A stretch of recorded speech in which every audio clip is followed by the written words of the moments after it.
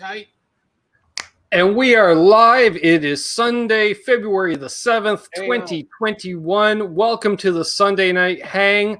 I'm your host, Ben. Apparently, this is Flipside music. Look at that. We got a store shot, folks. Ambience and all that. Yes. Welcome one. Welcome all. Hey, look, there's an Ike. We're trying to mess around with stuff, and we're not very good at any of this shit. Well, that's fine. That's fine. I was just going to do roll call while you guys roll on into frame here. There we go. We've got JP Page 2, Terry's 3 Gs. Oh, hey, Driddle. Good to see Driddle in here. Hey, Driddle. Brad Guitar Miller, Ryan X, Martin Lemaire, Lucas and Martin's Guitar Corner, which is Martin Grabber-Meyer. New channel, him and a buddy doing a thing. We got Bent Tom in here, co-host of Canucks with Guitars. Jay Steen made it. Awesome. Mark Mercier. Who else do we have in here? Wow, they're all talking to each other. Well, that's fine. They're being social. That's fine. Charles 75N. That's way better. Awesome. LPD Pedals is here. More on that in a bit. BC Rich 581. Absolute mayhem. He says, go Sports Bowl. Exactly. Sure. Hip Metalworks, Thomas Santiago. Nice. Let's see. Who else we have? Hip Metalworks, right on. All right. Tinkerbella's here. Who else do we have here? Janice is here. Got to hang out with Janice last night on Fruitcake Tony's channel. Show me your pick. It was awesome. Let's see. Who else? Driddle. Well, we see Driddle. There we go. They're facing us. It might work. We've got Six String Brian in the house. Awesome. Ricky Compton, Big G, Gary Tholander, Texas Toast Guitars. Hey, Ike, I need some cases. Are you in the shop tomorrow? Yeah, no, I got a case for you. I was going to bring it to you tomorrow, Matt. Even better. There you go. Delivered. David Savage, 21. Jeff K. I'll call you later. Nice toque. Thank you. Yeah, I'm wearing the tone toque. Nice.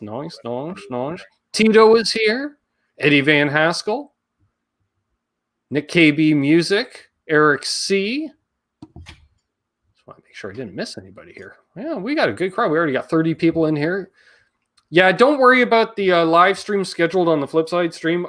He created it without notifying me, and then he canceled it without notifying me. So don't worry about that. Just relax. We're talking gear. Apparently, don't worry about that because we didn't know how to do it. Well, I was not going to say that. But especially the original pyramid and stuff. Or whatever, yeah. Yes. So, but you guys apparently that's why you got the fancy lights and everything in the production set up. You were doing some demo work on the LPD 87 today, I hear. Yes, we were. We got a friend of ours that came in. He helps us out with some of the demo videos, Greg. So he came in. We did the 87 Deluxe, which we just got in recently. So pedal sounds freaking great. Yeah, we were certainly shocked at like how convincing it was because we generally run everything through the Iridium, but even through the Iridium through the PA, it sounded just like being in the room with an amp. So yeah, it was great. So I think you guys will like it. There's some comedy bits and other such things in there, so it'll be fun. Yeah. They're saying you guys, your mic is way low. Are you able to turn up your mic a bit? Sure. Just goose it a touch, I'm not saying it's because it's across the room. I can see it in one corner of the frame and Ike's melons in the other corner. Right here? Yeah, exactly. That's what I'm saying. That's it. Yeah. We could bring it closer. You could. Oh, now we have no audio. Oh, what? Now your audio's back. We got audio back? Oh, now we're getting a feedback loop. All right. So maybe just move it closer rather than up. All right, let's do that shit. Yeah.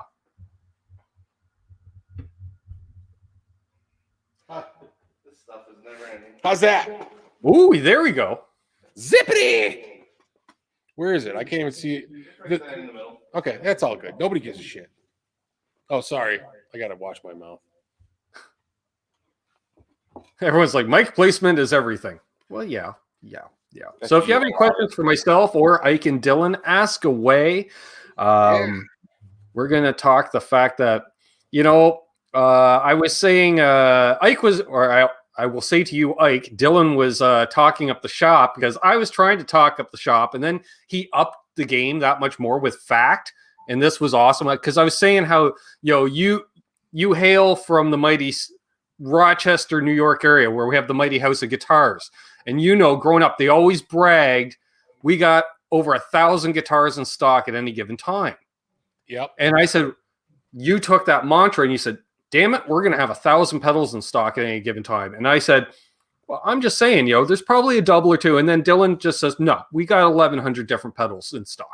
Just 1,100 now? The used gear is always up and down because we've been ripping through that stuff lately. But yeah, generally when we did the inventory, most recently it was around the 1,100 mark between new and used.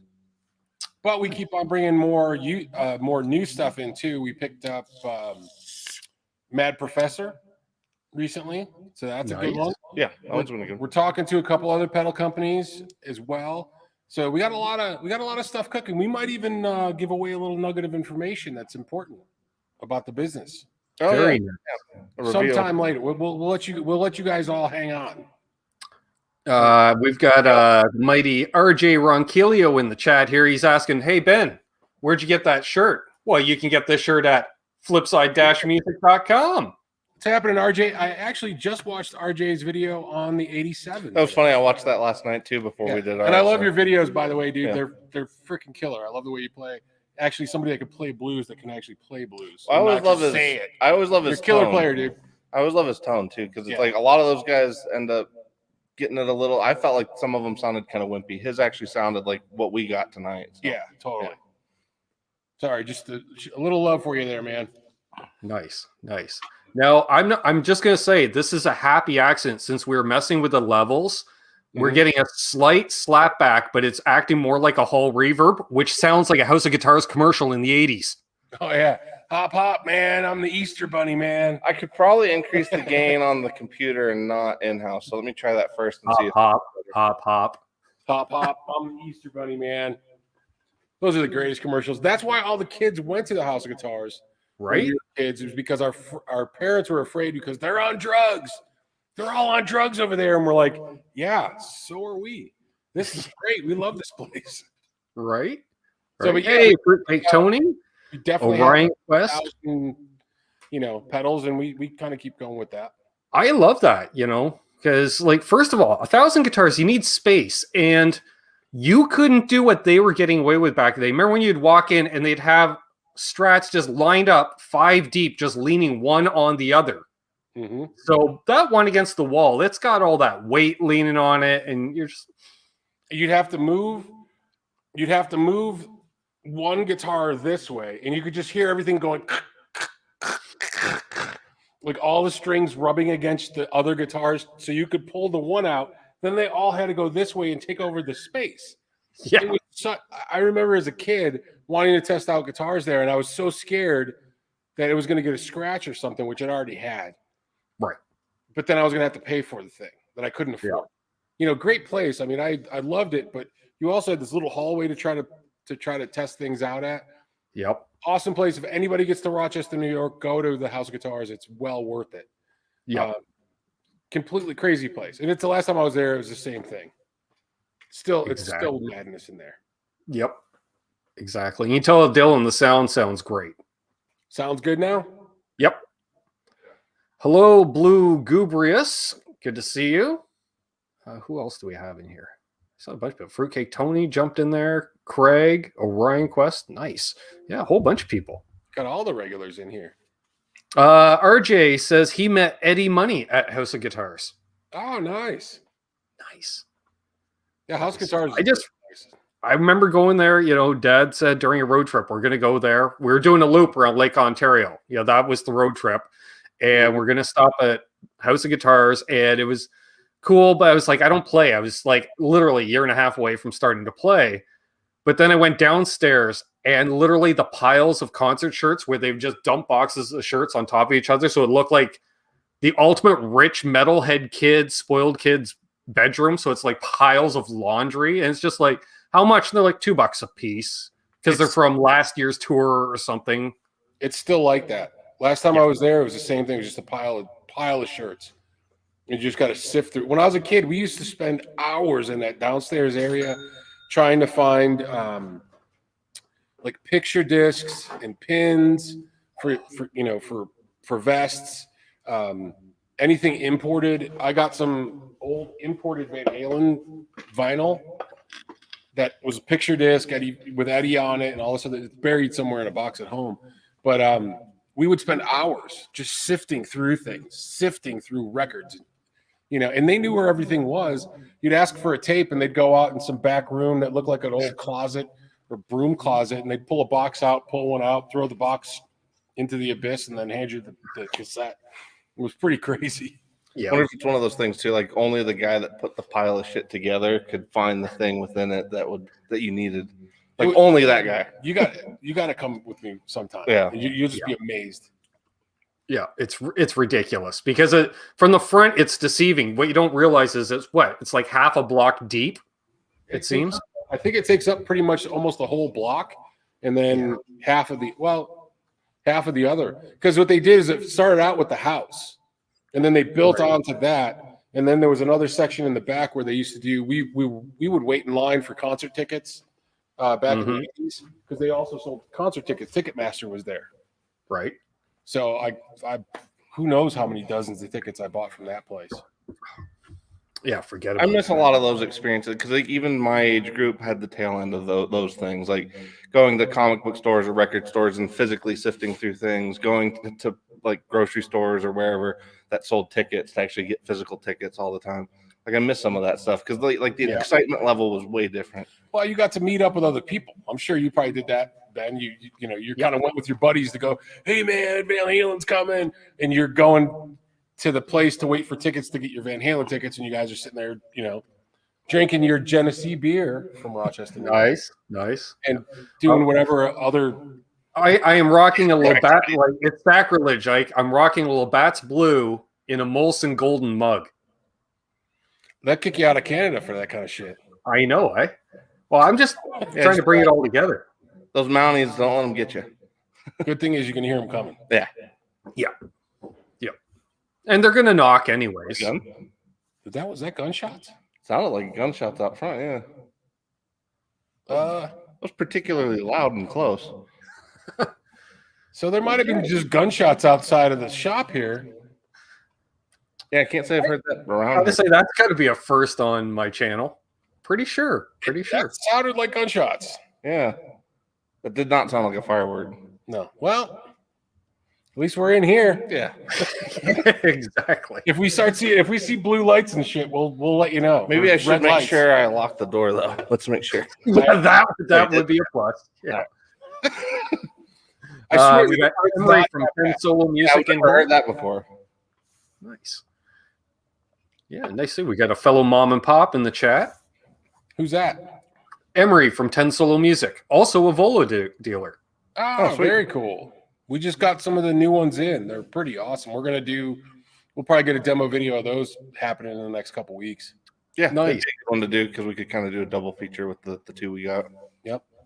Well, Steve from Boston's been pretty hot and horny with his latest Volo. They sent him the SFB that he thought was a signature guitar, but it turns out that means for the finish. But he's like, yeah, you can get these. And so they're like, where can one get one on his live stream last night? And he says, well, the boys at Flipside, they're a Volo dealer. And I'm like, all right, here's the affiliate link because I'm not using the regular web address, so hopefully we both see the results of that. Because I don't think Emery has the newest ones yet. So I didn't put Emery's link in there. I'm just saying. We got a couple of new ones. They're up. They're ready to go, all set up and happen. I got to call Steve. I haven't talked to him in a little bit. Definitely. Hey, Dana, New Jersey. Good to see you here. Oh, okay. So Emery says he works for Vola. Damn. Okay, so he's got to have the new stuff. He works with Greg Leonard. Leonard? Yep. Leinhard. There we go. Leinhard. See? Yep.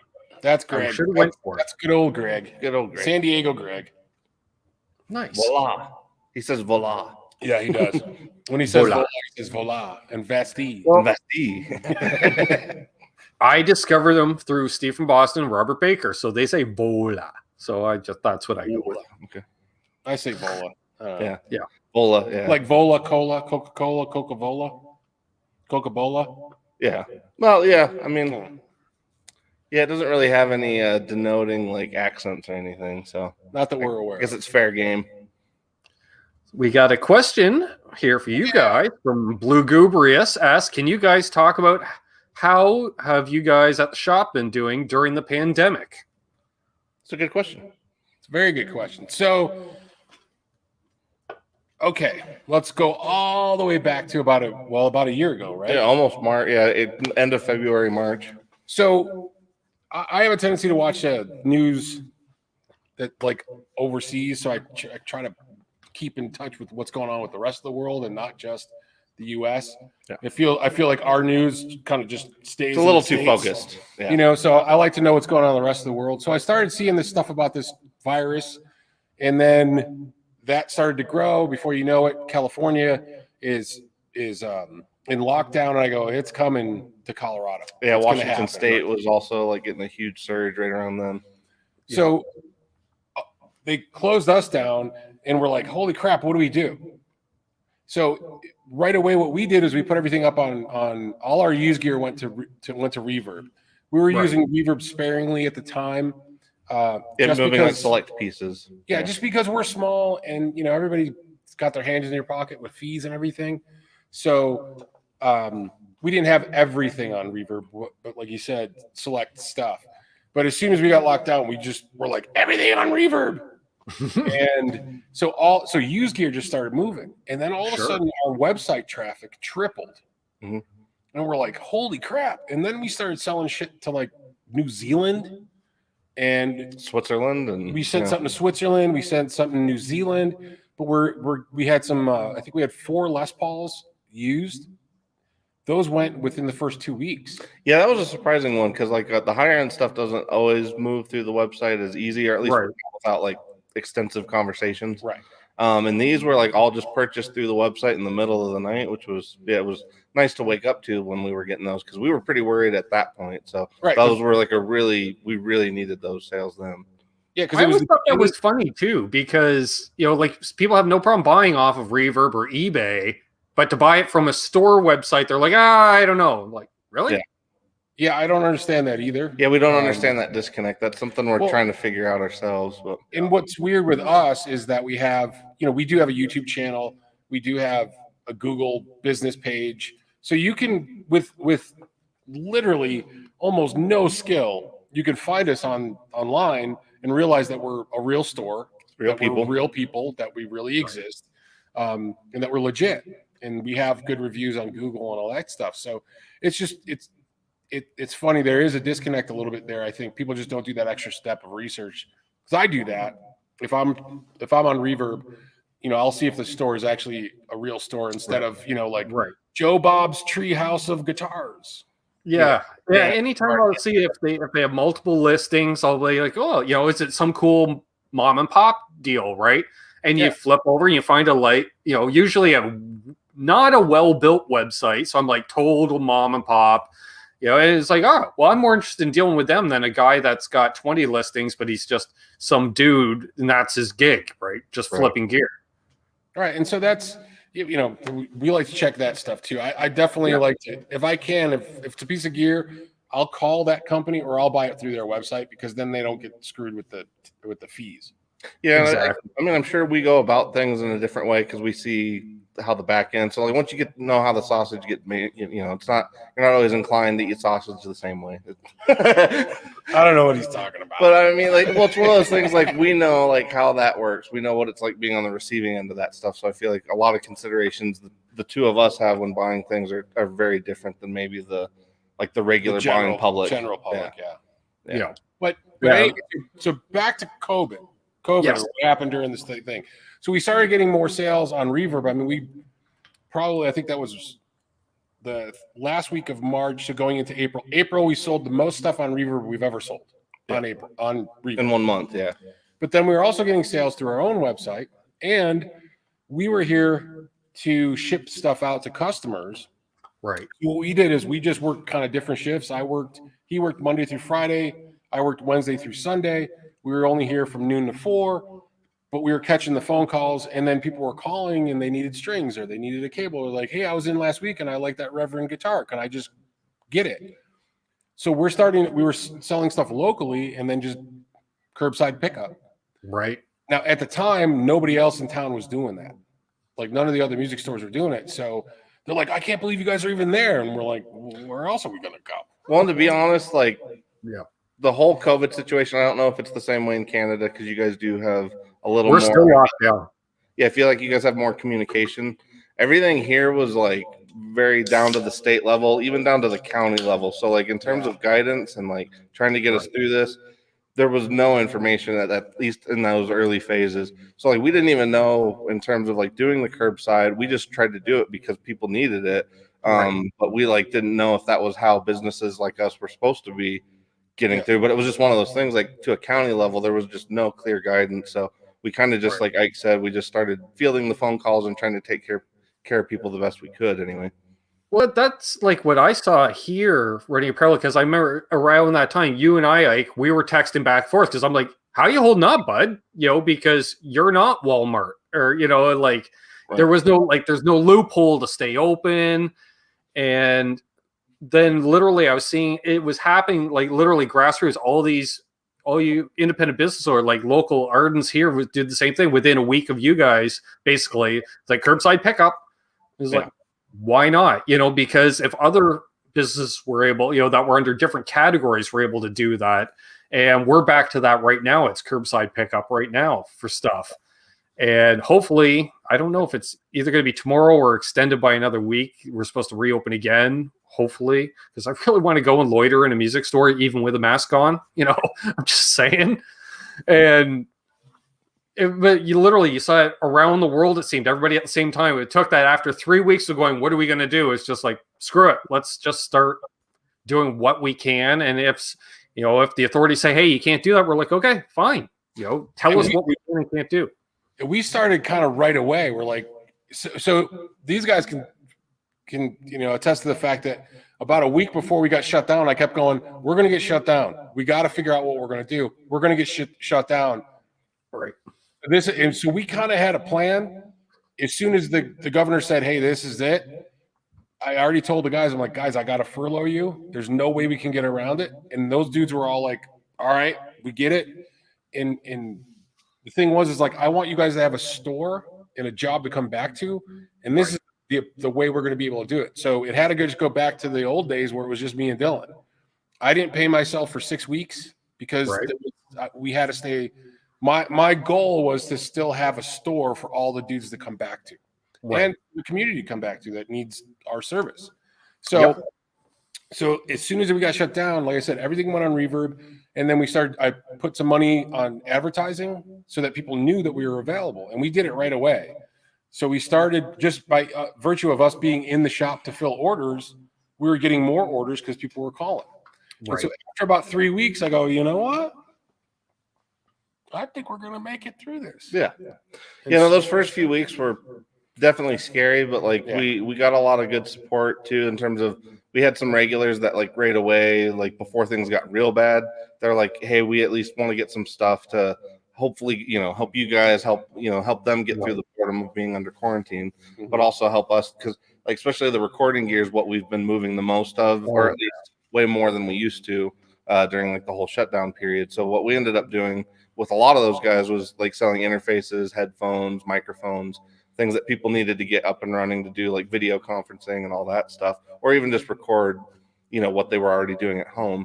And so that basically got us through that whole real like downward part during like April and kind of into May. And then once we were on the other side of that, I actually felt like things kind of got relatively close to normal. I mean, we've had ups and downs throughout the rest of the year, but after the main shutdown, everything kind of got back close to normal. It kind of crept back up, and I mean, we sold out any acoustic guitar under $500 was gone. Yeah, that was a huge one. That was gone, and we were trying to scramble at one point where we were worried about how are we going to sell stuff, and then we got to a point where we're like, how are we going to get stuff? You know what I mean? Yeah, because all the shipping, all of that was shut down. So like all of our main distributors are, you know, usually through California. So once California got shut down, everything we had was back ordered for, or, you know, not able to ship for months. Right. Plus the factory being shut down overseas for that 8 to 12 weeks even. Well, there's going to be a gap in the supply chain. At some point, you're not going to be able to get this gadget for 3 months. Right. It's just still that way, to be honest. I mean, there's companies that we used to put an order in and we'd have our later that week. Yeah, we'd have our gear within a week. Now we got companies that we're putting orders in, and we're not seeing them for 60 days or 90 days. Yeah. I got orders with Fender that are 6 months old. Which never used to happen. Used to happen before. Right. But I got stuff ordered through Fender that we have stuff going all the way out until August. That's when the delivery date is. Yeah. Stuff that I put in like last year. So it's crazy. Insane. Yeah. I'm ordering stuff now like we're selling it because we're still seeing those supply chains are very slow. Even on the pedal companies, some of them are pretty behind. So you kind of when you can get it. Right. It's one of those deals like, hey, we just got 20 of these acoustics. Do you want them? Yes. Send all of them. Exactly. Right. It's like these Boss Katanas we're ordering, 10 to 12 at a time. Yeah. Yeah. Just because we're running through them, but we don't know how long it's going to take till the next time we can get them. So we're just ordering as much as we can. Well, as much as we can afford. Well, as much as we can store at this point. Yeah. Emery's like, so more Vola. Of course. Yeah. We're trying. We're definitely trying. And I want to welcome, we got John, ZD351 joining in, and Sam Black. Welcome. He's tuning in from little old England. Nice. Late night in the UK. Hear you. Nice. The Island Empire. Right? Yeah. Nice. And Blue Gubrius. God damn, I'll get it right yet. Says, thanks for the full answer. I have lots of small business friends, and I appreciate your efforts for your people and customers. Yeah, it's like as long as they allow you to basically essentially work like a virtual drive-through with your customers, you're going to be able to at least maintain some form of business, and assuming you can get product in. Right. Well, when they shut us down originally, when they shut the whole state down, the one thing that kind of stuck with me said, you could go to your business if what you need to do while you're there is a function of that business. So I know that sounds weird or very ambiguous, but what they're kind of saying was, if you run an internet business, you got to go to work. So sure, go to work because UPS and post office was still running. Right. And so that's what we did. I'm like, we're here shipping goods, but while we're here, people are calling. So yeah, you wanna buy that guitar while we're here, show up and I'll give it to you. Yep. Well, just even necessities like strings and stuff that people just needed to get through. Like nobody in town was looking out for any of those people. So like we ended up doing like more string orders through the summer than we've ever had. So sure. So it's been a challenge for sure, but we had to modify and we're lucky. I'm thankful that we're at where we are because I know that there's other stores that have struggled much worse than we have. I mean, it's it hasn't been an easy year, that's for sure. But I know for some companies in our industry, in the MI industry, have struggled even worse. And it's a lot of those guys that were maybe more lesson orientated and less gear orientated. So for us, because we had this gear to sell, we were able to keep sales moving. So keep cool gear. That's the key. It's not just that because let's be honest, a lot of retail stores that concentrate on lessons tend to have 99% of the stock is geared as this is your first instrument. They don't even have the second instrument yet. Like it's just absolute beginner stuff, which really I don't recommend to anybody. Spend twice as much on your first guitar, which is still going to be a cheap guitar like a Squier, rather than a first act. And guess what? Probably going to stick with it more than a month and a half because it's actually a playable piece of gear. And that's the thing too, is that we set everything up. So even, if you're looking at a lower end Squier, it's set up. So it's going to play well.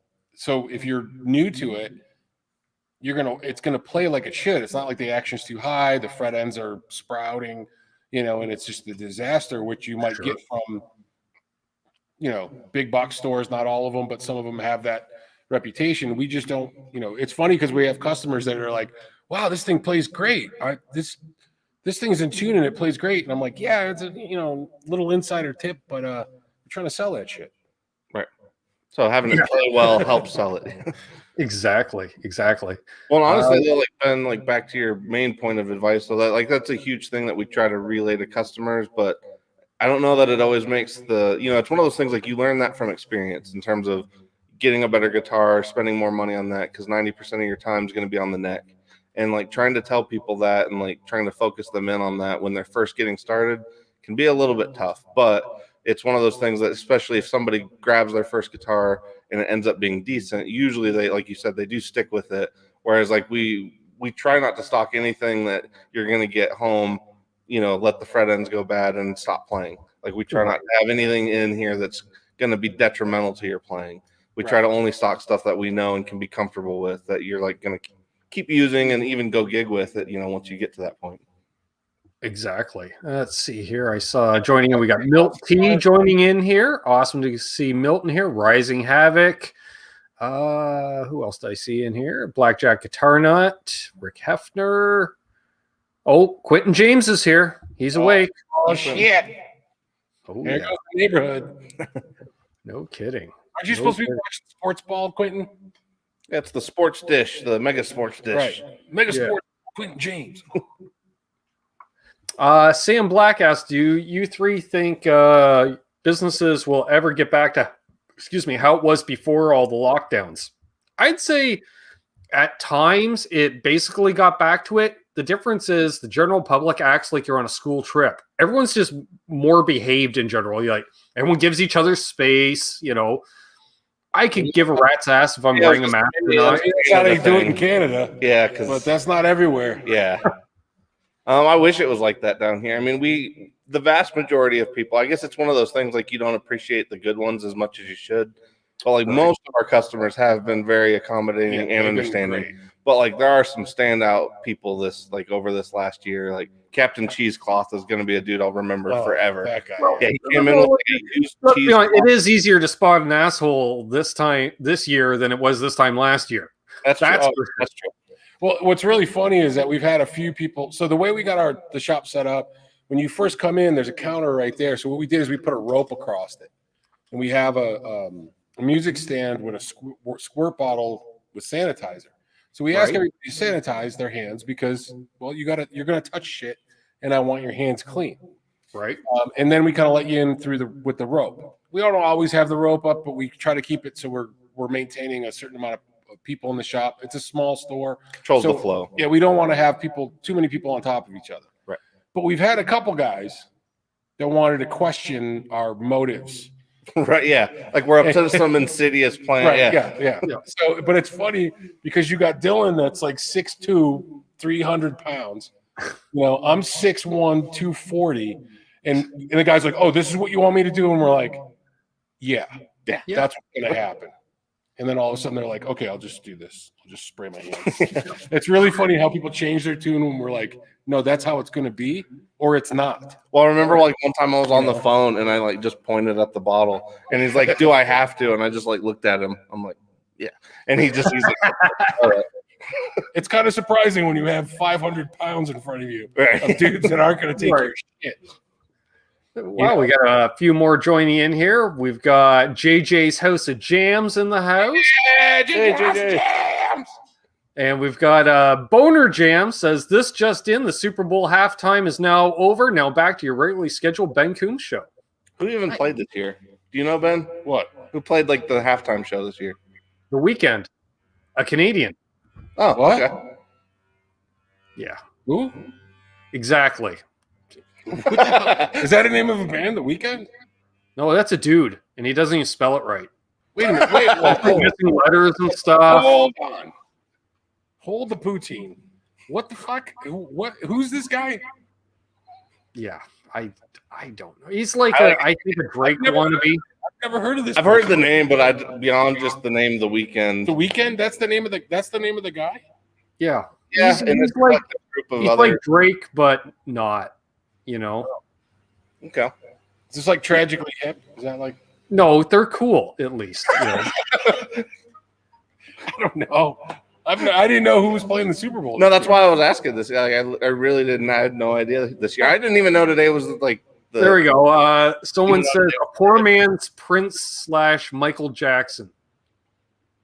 It's what? A poor man's Prince / Michael Jackson. Oh, okay. I would much rather have a Prince hologram than the poor man's version. Yeah. Well, hey, Both Prince those played dudes are live. coming, so I guess somebody's got to do it. Yeah. But maybe it's that dude from Herman Tidaway that we saw. Oh, the guy with Yeah, like the dude with the neon bits? Yeah, with the neon, like the glow sticks. And, yeah. Sorry, me and Dylan did there's a club right here about a block and a half away from us, and this is last year, maybe 2 years ago.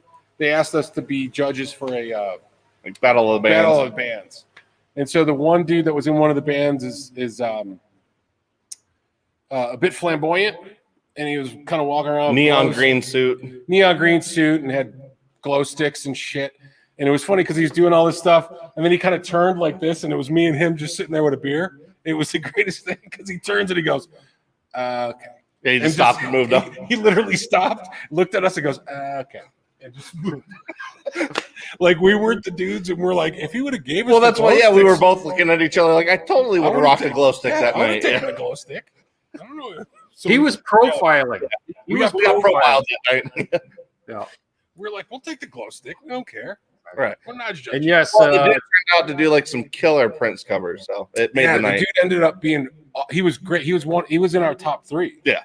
He was really good. nice. Yeah, and Except- I will say, I only know who The Weeknd is because of the fact that I watched the Canadian news and they did a profile because they're like, hey, a Canadian's playing the halftime party at the Super Bowl. And speaking of halftime, we've got the halftime check-in from Steve from Boston. Hey, Steve-O, what's up, buddy? I got to call you, man. I haven't talked. I got to chat with you a little bit. And other Flipside fanatic, Metalhead Hippie. Oh, well, Head Hippie, what's up, dude? Thanks for all the people you've sent to us. It's been It's huge. been Thanks. awesome, man. You're a monster. You're awesome. Thanks, brother. Much Well, we appreciated. appreciate all the kind words in the streams and all that. It goes a long way. Absolutely, dude. We appreciate everything you've done for us, man. Thank you very much. There we go. Steve says, we got snow. We got about 1.5 inches, 2 inches. Oh, and it was light, fluffy, and it pretty much blew away, Steve. I'm sure you want to hear that because every time it snows, I know he looks at the clouds. He's like, thanks, Canada, every time it snows. And I know. It was like 55 and sunny in Denver today. Yeah. It was pretty nice. Well, it's funny because people like from out of town come here all the time and give a shit. Like it's just some Arctic polar, like frozen Vortex. wasteland. Right. Yeah. And it's like, it's Colorado. It's like most of the time, it's pretty damn awesome. So, Right. It's dry and sunny. yeah. Yeah. Exactly.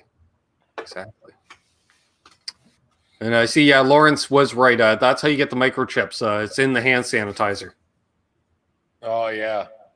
Yep.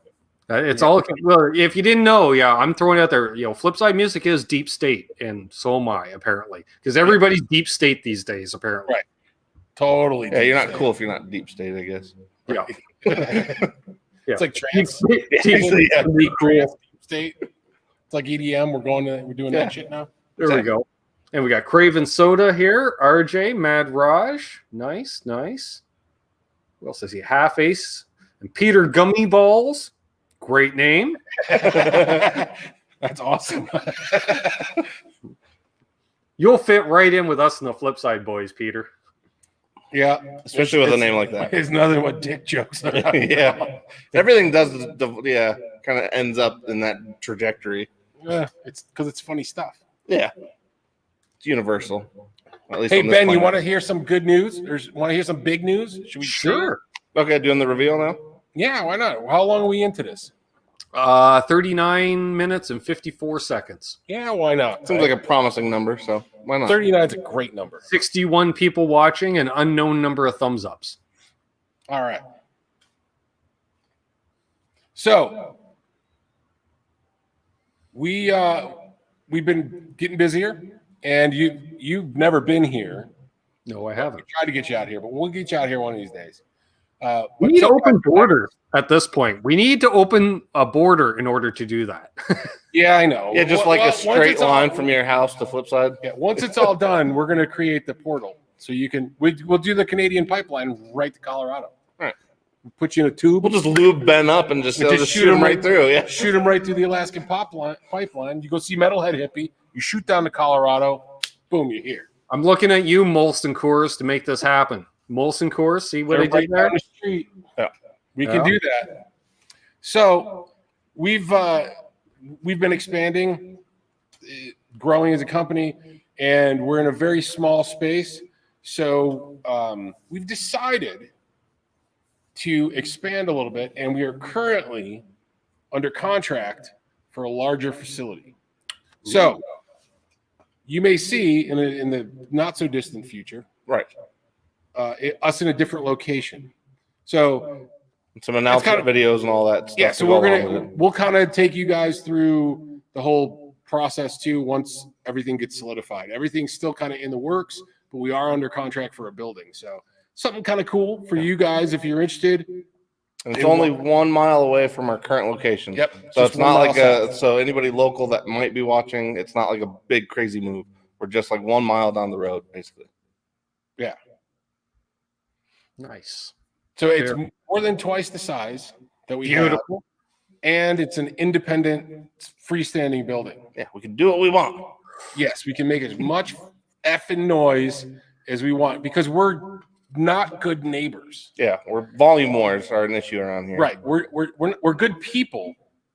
We're just not good neighbors. We're loud neighbors. Right.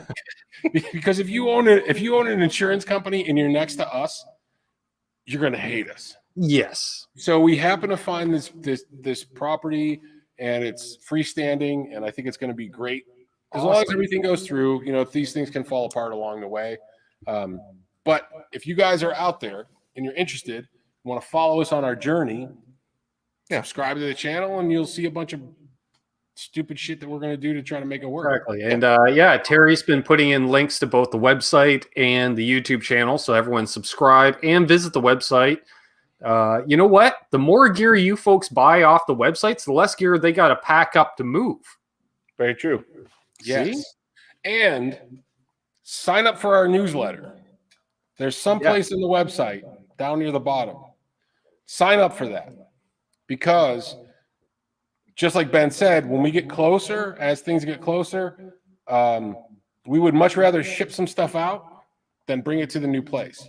Yes. So we might do there could be some discounts to be had potentially. Right. There might be some potential discounts on some gear before we leave. Yes. Especially the heavy gear. Exactly. Yeah. I see. We like to throw some stuff out there if we're going to do, sometimes we'll throw out a discount on used gear that's only for the people that are on our email list. Right. And we don't bombard people with, oh, please buy shit from me all the time. It's just not how we do. Yeah, I think it's even labeled the non-annoying newsletter. So We're getting a lot of congrats in here. Woohoo from LPD Pedals. Steve from Boston says bigger, better, boom. Thanks, guys. Well, Steve's been here too, so he knows how tight it is over here. Yeah, and it's way different than even when he was here, and we're cramped way more than we were then. So yeah, I mean we got piles of amplifiers. Yeah, like literal katana towers. Yeah, there's 1, 2, 3 towers of katana amplifiers that are 6 or 7 feet tall. So yeah. Mark Mercier says, I already bought one of those. I tap that shirts. Sweet. Nice. Hey, if RJ's still on, tell him to send me an email. I'll hook him up with one if he likes those. Nice. Or actually, yeah, whatever one he might want. I mean, yeah, just we should have those listed on the site. So if he wants to pick one, I'll hit him up. Yeah, and Steve, I'll call if you're still on here. Steve from Boston, I'll talk to you. I'll give you a call tomorrow, man. I got to talk to you about a couple things. I think Steve needs one of these shirts too, at the very least. Jeez, I can take care of him. Yeah, there we go. And the Dale Budensky Band, hello and welcome. Says Ike and Dylan always make you feel welcome and take good care of you. Look forward to the new location. Nice, man. We appreciate that. We try. Yeah, we're friendly dudes. Well, we try to be the guitar store we always wanted in town that doesn't exist. So that's us at this moment. We want to be the place that you don't come in and go, oh, wow, I feel like a piece of shit because I just started playing 2 weeks ago and now I'm intimidated. Yeah. We're not, we've all of us that have played guitar have been that kid or that grown up that we've started playing and you go into the music store and you're like, I'm completely overwhelmed with all of this shit. But then also this kid with black fingernails is making me feel weird because I don't know about this thing. Right. What, Yeah, you we try don't to care? condescending, You mean we you try don't to- care? everybody's kind of in their own spot when it comes to the guitar journey. So we try to treat it like you're in your spot. It's just like a path. Everybody hops on at a different spot. So Yeah, so come along, man. yeah. We're on a journey and we're all doing it. It's all fun. Nice. Ben, you know us. You know how we do. Oh, I know. Like the amount of times I know we've been texting, I'm like, dude, I wish I could just loiter in your shop because I'm like, you guys got so much cool stuff, and I'd be in there shoot my little demos, you know. Yeah, you'll have to come out for like at least a week or something, and shoot a few here at least. Oh, Get some in the tank. Well, if we get the new, if the new property goes through, if everything goes through, I'm hoping that we're going to be in there by June because we got to do some build out. We're going to work on some. We got some conceptual things. We're going to try to have a dedicated space for stuff like this. We could do live streams. We could do demos, and it's consistent. Set up all the time so we don't have to, because you guys can't see this, but like the hodgepodge setup we had to do tonight after doing a demo video, rolling right into this was it was interesting to say the least. no doubt. Crashed over here. Yeah. But the thing is, Lawrence is asking where on the Flipside site is the merch? if you go in under brands, it should say Flipside Music Gear. There we If go. you just hit if you just search for T-shirt, usually those will bring pop that up stuff too. up. I was gonna say, well, Also- one of the moderators could put the link in, but then I realized Lawrence is one of the moderators, so that's not working. So Lawrence is just putting links to his pedals. yeah. If I was him, I'd just put links to my own pedals. Yes, and if Steve from Boston's still in here, Steve, when you mentioned Flipside last night, I threw my affiliate link in your chat. So, and there he goes. Lawrence there he is. He puts it in there. Perfect. Touche, sir. Touche. Yeah, we should probably do is put a box. For Just merch, for that. Just Yeah, for we probably merch. should. And we should do that on our YouTube. So, Well, it was things kind we of cool gotta because things to get to. Ben was streaming the other night with Tom, and then they ended up catching like something on one of the listings. And Ben thought I was being sarcastic, thanking him for pointing it out, but I was genuine in that one because I was like, no, we probably should have that on the listing. I just missed that. You know, I could point out another flaw I saw recently if you want on live. Sure, why Sure. not? We don't care. All right. You know, you put out the Wolfgang demo yesterday, and you got like the video overlays of explaining stuff. You do know on a Wolfgang the switch is reversed, right? So when it was up, you're like, yeah, it's in the neck position. I'm like, no, that's the bridge on a Wolfgang. I did not realize that. I would have to talk to MJ and Greg about that one. Yeah. Now, granted, there was enough gain being played, and so I didn't hear much of a tonal difference, but I'm like, no, up's the bridge on a Wolfgang, down is the neck. Okay. Yeah. Well, that's a good one. We'll have to catch you. Yeah, we'll have to. Well, I just assumed. It's like, we've made a couple mistakes on a few. We did a pedal demo, and the guys are like, we had half a dozen dudes that are like, well, the Switch does this. You guys are blah, blah, blah. And we're like, all right, guy. Well, yeah, we also did that. And then video. we tried to fix it and just put a little text overlay and just say, hey, this is this. Right. People, Well, see, I just thought I thought Mike we obviously received did the those production work. pedals, made the video, and put it out in like 6 hours. Right. Yeah. So that was like, I challenge anybody else to do that. Exactly. Well, see, I just thought, well, Ike's doing the overlay. God bless him. He's a tele player. He doesn't know about that switch, so it's okay. I gave you a pass, and I meant to text you about it. Then I forgot. Probably a pharmaceutical reason involved. I won't get into it, but it's fine. Preston, it's going out this week, buddy. I will be sending you a tracking number. He won a hat recently on the channel. Sweet. So yes, definitely, folks, check out especially the used gear section because you guys are changing it out all the time, and there's lots of cool stuff. Yeah, it's the most frequently updated portion. And then, I did appreciate you guys throwing the website up on your stream the other night because a lot of people, like Ike and I, have put in an unimaginable amount of time into the website. stupid website. Yeah, and so it's like it's one of those things that like because people still do it, they show up and ask us if we have a website, and it's like, how did you even find this if you didn't find the website? Because it's like I feel like it's a pretty damn good site, but we just have a hard time getting people to really click through it and kind of sift through there. So I think it's new and people are looking. I think it's pretty well, set up, but There's always room for that's us, improvement. right? Yes. And just so you know, folks, you can see, because I see Lawrence there plugging his website. Yes, sign up for Lawrence's newsletter for the limited edition stuff at the very least. And then if you want some of that production LPD stuff, you head on over to the Flipside website and you can get it right there. Come get it from us. We got. I think we're pretty much fully stocked on. We're LPD. pretty stocked on on all of Lawrence's stuff right now. And then You still have one of my pedals in stock. I don't know if there was any changes. I know in the deluxe, obviously combining the two, but I don't know. I felt like that was amazing tonight in terms of how convincing it was. So Yeah, I was plugging it earlier today on some Facebook group that they were like, "Oh, should I get? What about this or the Angry Charlie or something?" And I go, yeah, no way. dude. I was Yeah. like, dude, LPD. Just do the LPD. Yeah, I mean, the Angry Charlie's not bad, but like side by side, no way. I would take an LPD every time. Yeah, but you got the presence knob. Right. That's a big thing. Well, in two different modes, which Right. end up being You got the high pretty and damn low, different, high yeah. and low, and you got the presence knob. Big deal, I Right. think, as far Yeah. as tone shaping, right. compared to what you get with the other guy. Not like that's not a bad pedal. Just saying. Well, Lawrence is like the 87. It feels like an amp. Like it doesn't just 100%. it doesn't just kind of get you close. It feels like the amp. Like even the way it the response to the player is a lot closer. So Shameless plug, Lawrence. Rising Havoc, you need to email me your mailing address with name. I need name and everything. I need full address. And then I'll get that out again this week. Let's see here. Yeah, I got a favor for anybody that's on here. Okay, so we started a new season of our FAQ, which is our question and answer show. It's called What the FAQ, What the Feck. Okay, so my goal this year is to make sure that we have at least 100 views of each episode. oh, okay. There you I know go. that's not a lot when other guys get like thousands of shits, Hey, it'd mean a lot to us. but it means a lot to us.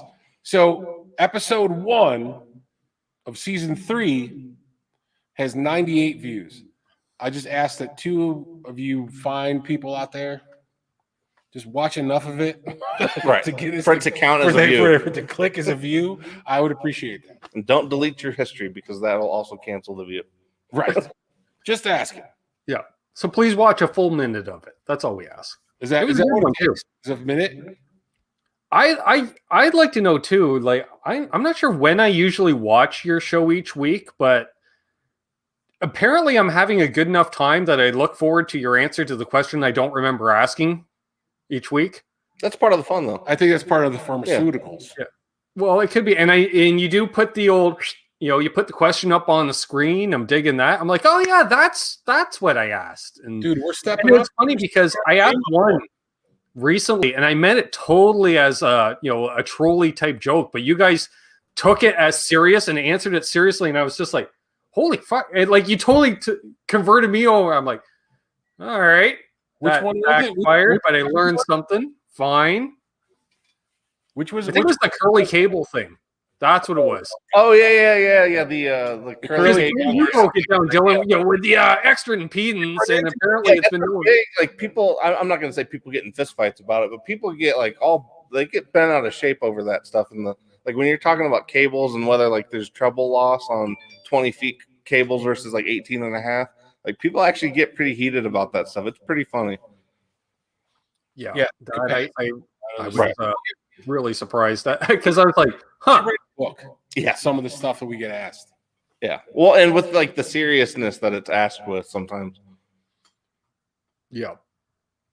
And I do love the fact that you guys have that, even if it's pre-recorded, it's got that live vibe. Like if somebody walks in the store, they're like, "Hey, how you doing?" Okay. You got time to edit shit. Yeah.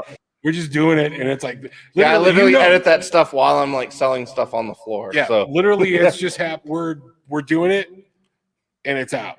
Like Right. there's no edit. Oh, Ike said f bomb or something stupid. It's just going. I mean, that's how we do. You guys probably see it even on our demo videos. yeah, we try to throw some of the mistakes in there because that's just we're regular people making videos, so it's not like we need to take it that serious.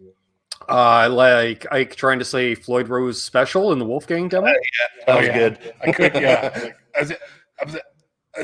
I was like, I'm glad you left that in. I enjoyed that. Pretty great. Carrie L, hello and welcome. Says your website looks pretty good. Plenty of pics on the items. You can never have too many pics of your products. We've upped our game on that stuff too. So the dude that's doing our editing for the videos also does our pictures because he went to school for that. So that's MJ. If you might have seen him in some videos. You've He's seen in the our Demogorgon video. He does all our he's doing all our video editing now. Dylan is basically now taking over FAQ, which is basically just put a front and a back on it and it's done. I also run sound basically for all the videos. So like any of the demo videos, I'm usually the one running sound. Yeah, so we're trying to like divvy everything up, but MJ's been doing a lot of those pictures too. So if you guys like pictures, we appreciate it. He's doing a really good job on that. I kind of fill in every now and again. If he gets backed up, I'll do the overflow stuff. And I'm digging the mix-ups in the demos too, like different players playing different gear. You know, it's not like me. I'm a one-man operation. So am I demoing a doom metal pedal or a blues-based thing or a modulation? I was like, I just gotta suck it up and try to at least do something plausible. Whereas you seem to have someone that can bring out the best in whatever product you're demoing, which is great.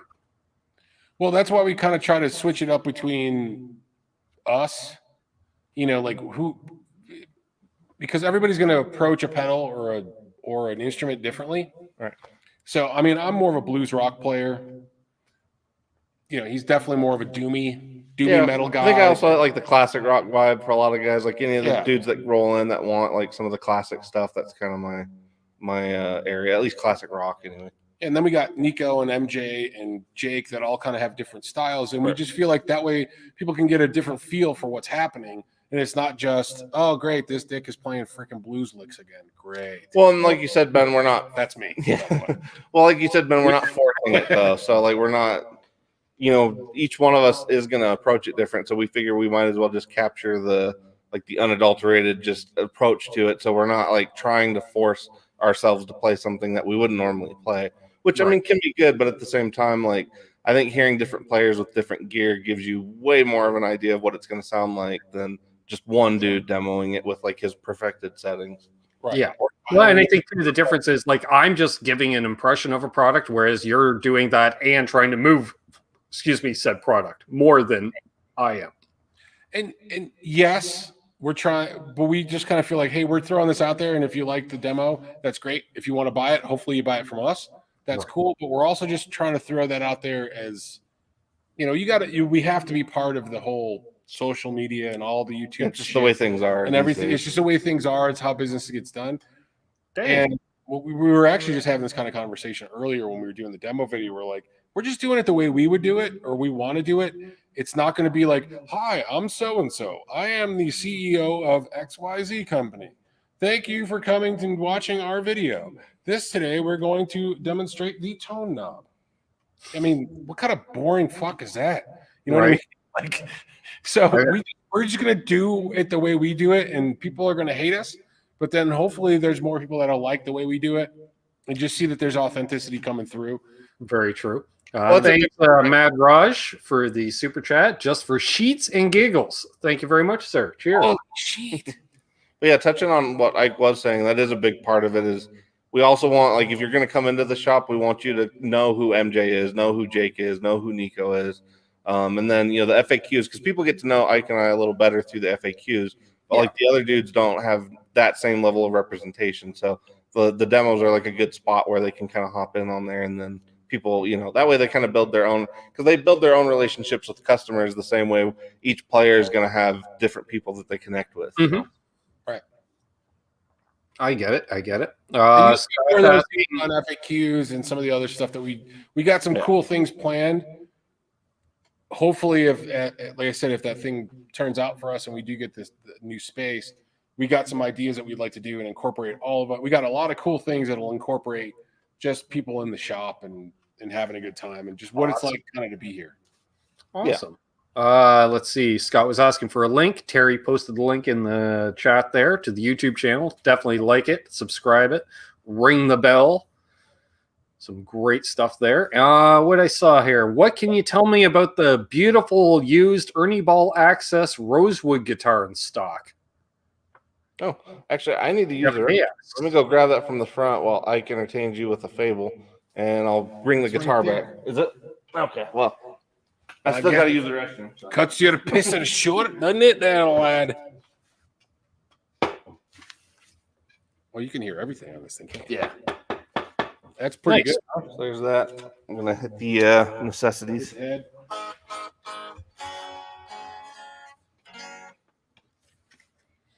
So, And Lawrence put a link to his tone toques in the chat there, and looks like Emery from 10 Solo just bought himself an LPD toque. Nice. So what's up with this? Yeah, Rosewood Ernie Ball Access. so I mean, this is basically this is a consignment piece. Mm-hmm.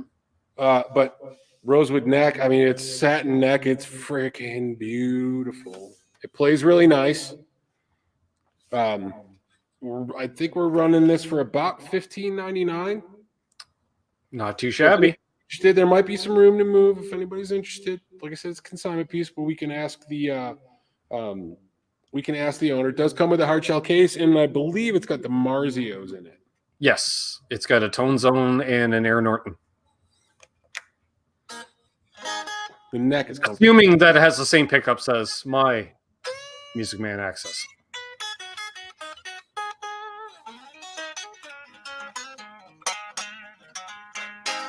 Nice. And that's all everybody under 30 is like, oh, dad blues. Fuck it. I gotta leave. Hey, my demographics is just dudes our age, so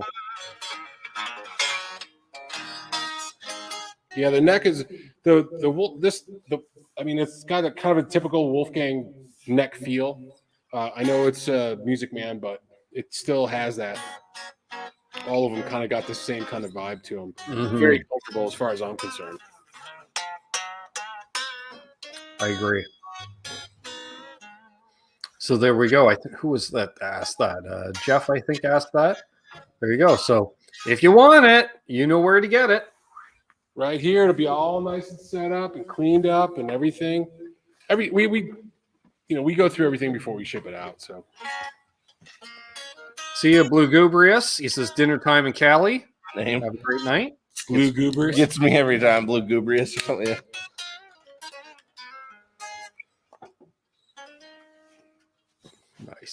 Nice. And I was going to mention too, when it comes to the demos, it was funny when I was at a guitar show with JJ the first time, the first year I flew out to Cali. I said, "Hey, you can see my lick." He goes, "I've seen your demos, Ben. I know your lick." And it was so straight faced. I'm like, yeah. You got to do it with the proper accent, though.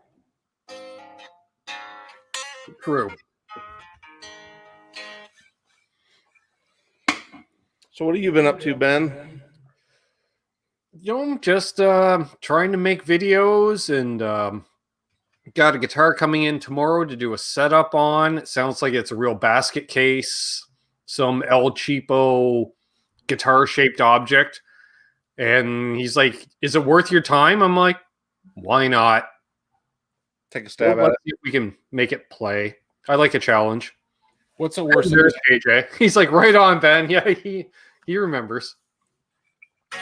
Jeff K asks, "I'll call the shop tomorrow. Phone hours." Call us between noon and 6. Mountain time. Talk to Dylan. Will be here, so talk to him. Yeah. I won't be here tomorrow. I'll be buried in paperwork at home. Monday's usually like my admin day to do from home. Right. So, but Dylan will be here. Yeah, and if MJ answers, he can always relay the phone to me. Perfect. There we go. Yeah. And then just say, "Hey, it's Jeff K from the YouTube show."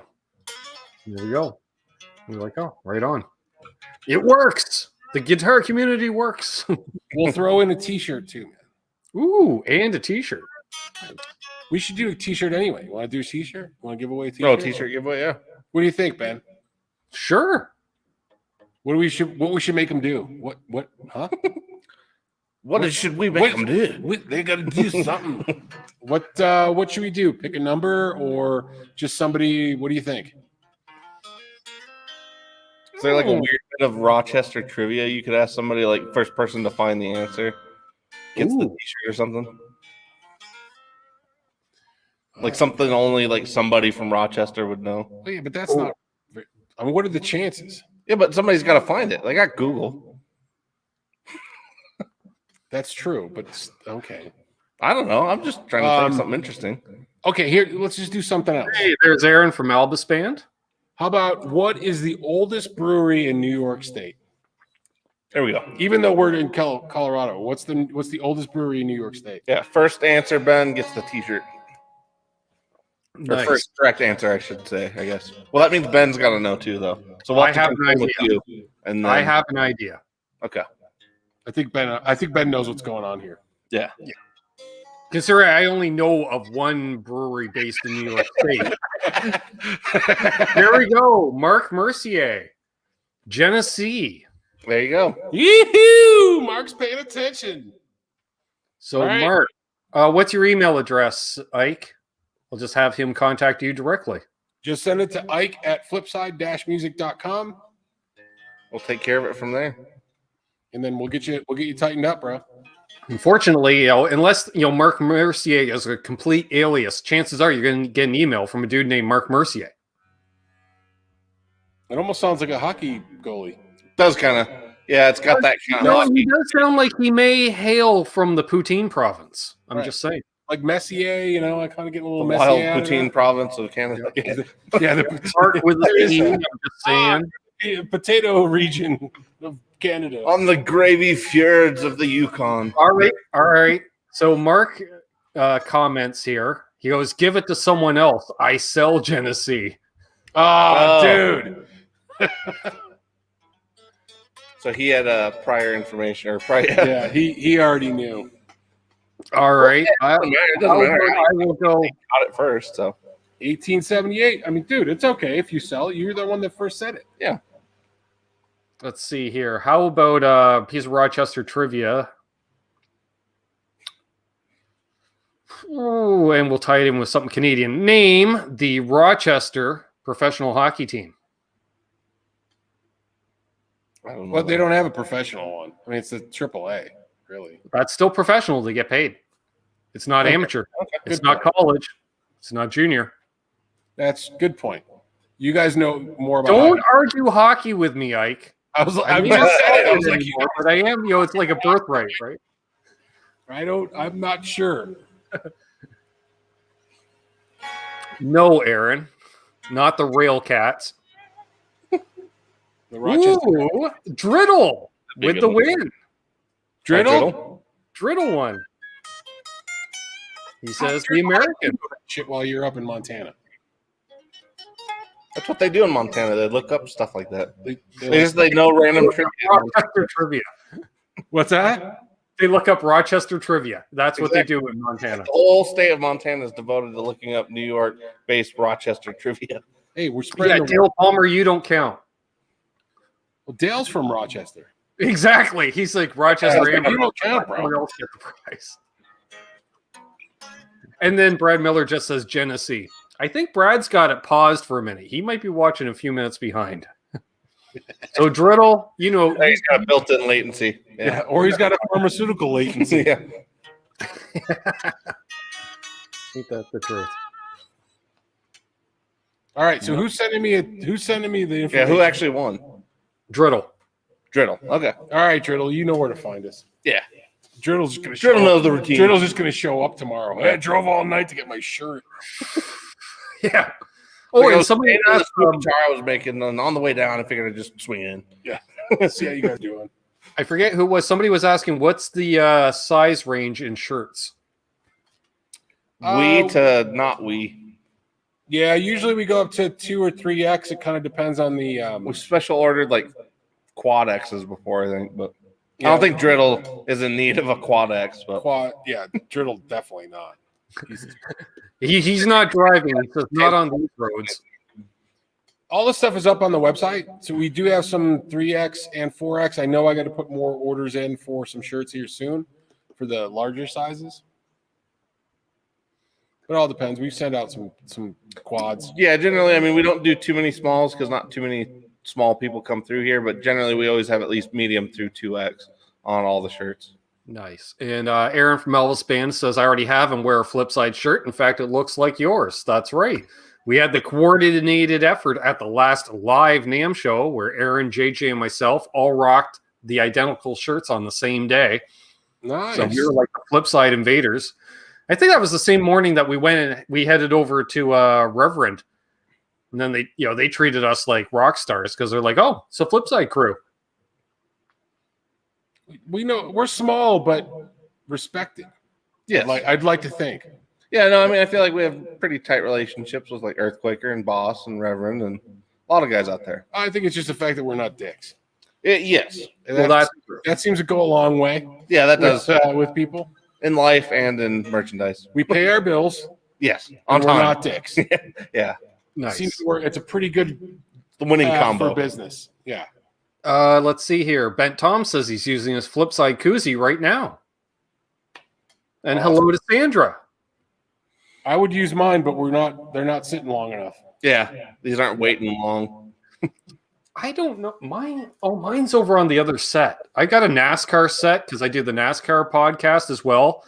And I didn't have something NASCAR themed to drink beer out of, so I just threw the Flipside cozy on it. And my co-host is like, that's not NASCAR related. I'm like, NASCAR is full of sponsors. This is a sponsor. And he's like, if you need a koozie with a car and then that says Flipside on it, we'll figure out a way to get that to you. Yeah. Nice. We'll figure out how to do that. We got to establish Ben's koozie cred. You know, I got an idea. Okay. I'm not going to tell you, but I got an idea. Actually, yeah, we can tie it. Yeah, I got it. I know where you're going. Yeah, I got an idea. But anyway, we got to get you one of the new gargoyle shirts. Do you have one of those? Did we send one? I do not. This is the latest shirt I got. Do you have a Demogorgon Deluxe shirt? Yeah. What about the Demogorgon Deluxe? I do not have that. Oh, Coombsy. Aaron, stop drooling because you said Demogorgon and Flipside, so he's freaking out right now. So you guys know about the Demogorgon Deluxe, right?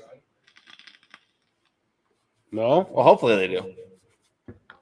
So check out our YouTube channel. We did a demo video on the Demogorgon Deluxe. So we've done a exclusive pedal with Stomp Underfoot. It's a killer fuzz. We made that killer fuzz a deluxe killer fuzz. Yes. It's got a mids knob and an octave. Yeah, up rocket. It's essentially like if you're a fuzz face guy that didn't always get along with fuzz faces or like the Octavia version of a fuzz face. It's really like the first iteration of a Big Muff with an Octavia style circuit built right in and a mids control.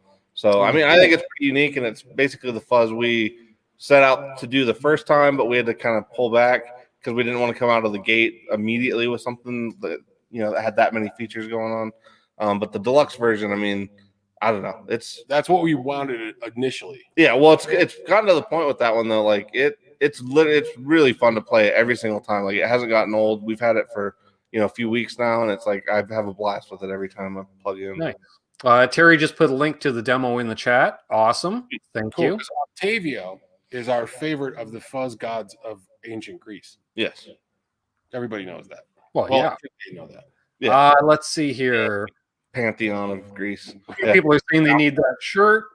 Awesome. Dastardly Dave, hello, welcome. Says a killer pedal. Aaron says, yeah, baby, because I know he uses the Demogorgon, like the OG, and that's like his go-to. And now all of a sudden, mid-control Aaron and an octave. You know what? We have just sold one to Aaron because that's his next pedal. And use the link that Sandra just provided, the affiliate link, please. If you're going to buy that pedal, folks. Use the affiliate link. But what's crazy with the mids control is that if you go all the way to the left or closer to the left and then go all the way back over, it literally sounds like two different pedals.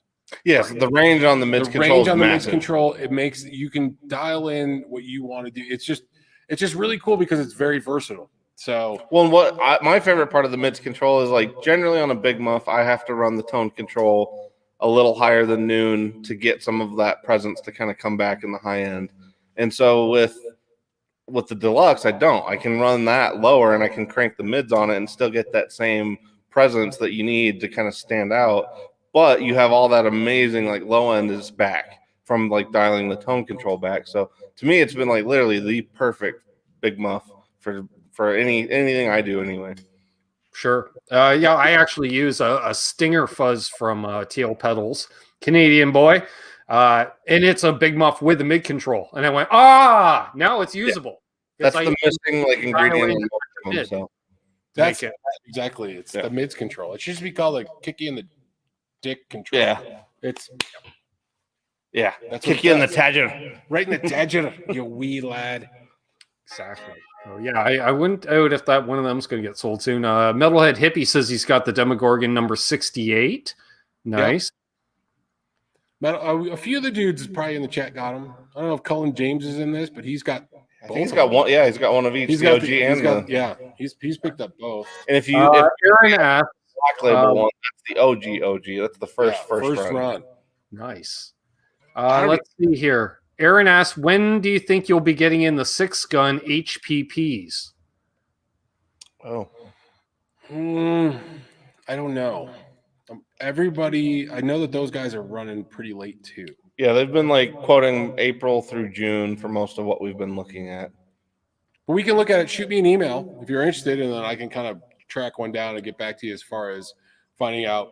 Yeah, the more emphasis we have to kind of find out what's going on with those, the quicker it'll come in.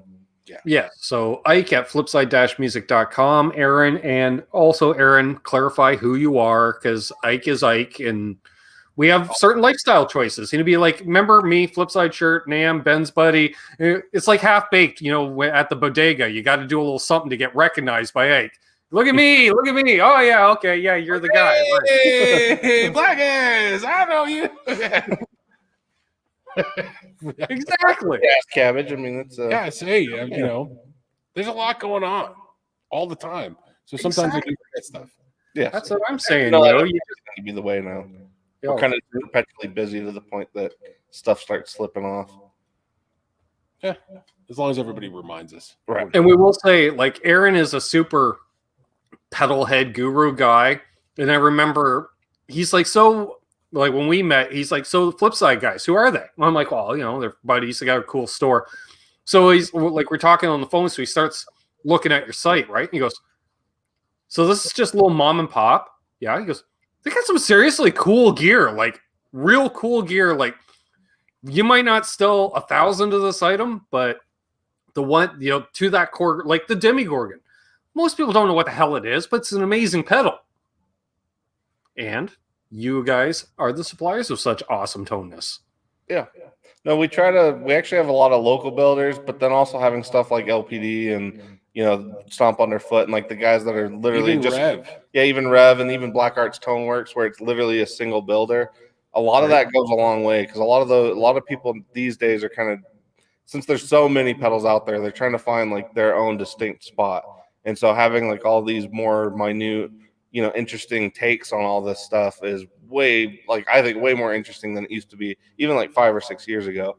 Because like 5 or 6 years ago, you basically had like the companies that have kind of risen to the top now, like Earthquaker, Cattle and Bread, JHS. You had a lot of those guys starting to really catch some steam, but now all the little guys are finally starting to like poke out, and I think it's like way more interesting than it was. You would see that too, right? As more pedals move, and you're seeing like you got 4 or 5 small, one-man operations like your Lawrences of the world, and you see which pedals are moving more than others. And be like, okay, they're going to be the next Earthquaker, because you can see it firsthand. What am I boxing up and shipping out?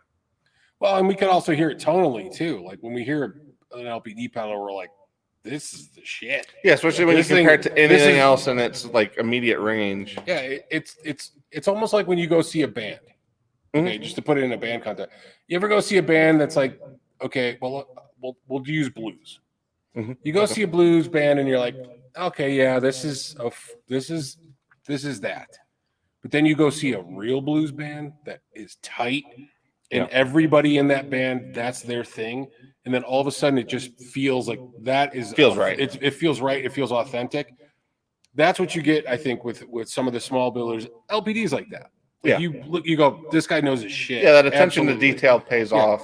Stomp Underfoot is another. Matt from Stomp Underfoot is another guy that's just like that. Like what he does, you can go, this dude knows his stuff. compared to maybe some other stuff that people are throwing stuff on the wall and hoping it sells. Well, and lately I've been kind of equating it to tattoo artists because we that's a pretty big thing, at least in Denver, and a lot of people kind of get this analogy. Like you're not, with a tattoo artist, you're not paying for like the rose you're getting on your shoulder. You're paying for like all the roses they've done in their whole past.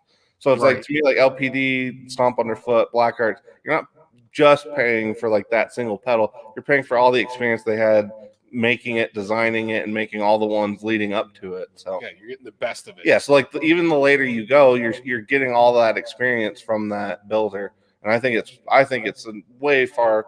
To most people, it's going to mean a lot more having a single builder attached to it than a big company. So yep. See ya, Sandra. She's got to head out. Aaron says, I just remember Ike knew the High Dive in Denver, and I played there with Apples in stereo. That immediately made me dig them. Sweet. Yeah, Love the High Dive. Yep, we're familiar with the High Dive. Yeah, it was like my staple until COVID, so that was like my main spot. There we go. Nice. All right. Well, let's see. I saw something else here. Have you ever tried out native audio? Emery from 10 Solo Music is asking. Can't say I have. I don't think I have. No. I've heard the name, but I can't say I've had any firsthand experience. There's so many pedal companies out there now. It's crazy to try to keep track of all, because we get people that come in fairly regular. Mm-hmm. They go, "Hey, yeah, heard about this guy?" I'm like, "Nope." Well, and I think a lot of people expect us to, because we do have small single builders. So a lot of people expect us to be like right on top of everybody, but there's so many builders. It is pretty difficult these days. I mean, we're pretty good. Right. I'd say we're pretty well versed, but there's a ton of people, and then sometimes they could be very niche. Yeah, they might even just do like one pedal, but they do it really, really well. Well, 1981, I mean, that's one pedal. He makes one pedal. Right. And he makes Snouse. Yeah, the black box. Makes the black box, which is I got one. It's a great pedal, but he makes that one and he does it very well. That's what he's known for, and yeah. Sure. Looks like Lawrence has to head out. He's got to build some more pedals to send to you guys, He says, okay, my gents, got a jet. Great show tonight. Ike and Dylan, you guys rule. Sweet. Well, thanks, Lawrence. Thanks, dude. Much appreciated, man. And, of course, like I say, Aaron is a pedal head guy because he, of course, has native audio stuff. Mike Tremblay used to be at Red House Electronics. Killer stuff. Put on the list. Yeah, I'll have to look into it. Yeah. Well, that's the thing, too, is like we always like when somebody turns us on to something new. We found some pedal companies that have worked out for us through people just... Yeah, like Frederick Effects.